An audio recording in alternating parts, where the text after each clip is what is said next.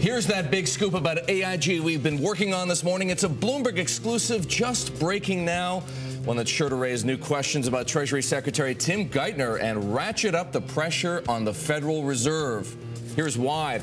We've learned that the New York Fed had its way. We, the public, would never have learned about those infamous swap payments by AIG. The ones that cashed out Goldman Sachs and other banks at 100 cents on the dollar. A behind-the-scenes deal some lawmakers have called a backdoor bailout. Bloomberg's Hugh Son broke the story this morning, and he's got the latest straight from the newsroom. Hugh is about to join us right now. And don't forget, folks, this is the same guy who broke the story about the AIG bonus payments. Hugh, great to have you here this morning. Let's talk about this big scoop you've got. You've seen emails in which the New York Fed urged AIG not to disclose details of these swap payments. Is that correct? Sure. Okay, walk us through what you've seen. What exactly was going back and forth between AIG and the Fed and maybe some other lawyers who were involved? Well, one of the first drafts of a regulatory filing, December 24th, shows that AIG was willing to disclose that its counterparties, which we later learned to be Goldman Sachs, SocGen, received 100 cents on the dollar for these swaps. You have to see it, and we're going to post it on the system for everybody to read, but it's heavily redacted. If you see the before and after, it's pretty interesting because the filing that they actually filed has no mention of that.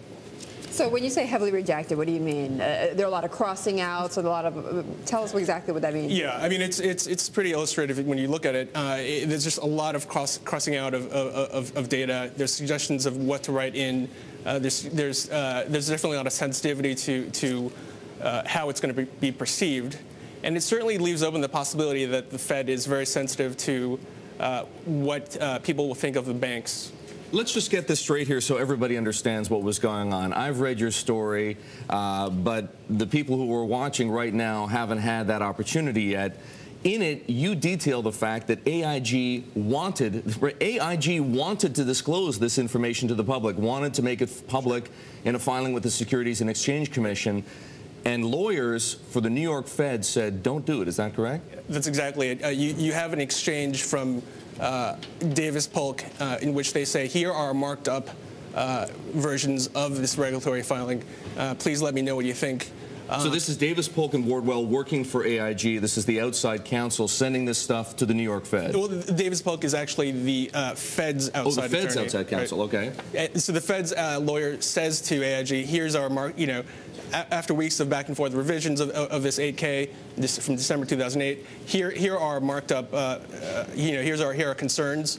And then, and then you juxtapose that with what actually was filed, and you see that their concerns largely dictated how those things were written. And Hugh, what directly did you find in your discovery that Tim Geithner himself had exactly said about this? I mean, this was all under the direction of him at the New York Fed. Well, I think the Geithner several weeks ago, in response to Neil Barofsky's, the SIGTARP's, the watchdog for TARP, right. He basically just said, there's going to be a lot. One of the great things about the USA is that people can criticize whatever they want, and a lot of that criticism is untainted by experience. So I mean, he kind of deflected. He didn't really directly address the sort of the squashing of public disclosure. Maybe things will change. Let me ask you this question. The Fed is already under a whole lot of pressure over its reluctance to disclose details of programs funded with public money.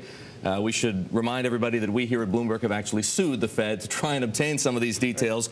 Does this open a new front in that battle, which involves not just many other media organizations in addition to Bloomberg, but many, many members of Congress, including Daniel Issa, whose insistence brought forth these emails in the first place? Yeah. I think it certainly does. I mean, it shows, instead of just having sort of a vague idea that perhaps there's a problem with transparency, it shows you really that there was active efforts to withhold information, and the question is really why. One of the interesting things that you'll see in the story is that AIG was asked for information. They decided not to disclose some stuff, and the SEC actually came back to them and said, "Hey, can you please disclose more information about these transactions?" So AIG is in a really unique position of saying, how do we satisfy both the SEC and the New York Fed? Two regulators, basically. Right. Asking for two different things. Okay. Hugh, it's a fantastic scoop. We'll be following it all morning, sure to fuel the firestorm of controversy over AIG, and not to mention the pressure currently on the Fed and Secretary of the Treasury, Tim Geithner. Bloomberg's Hugh Son.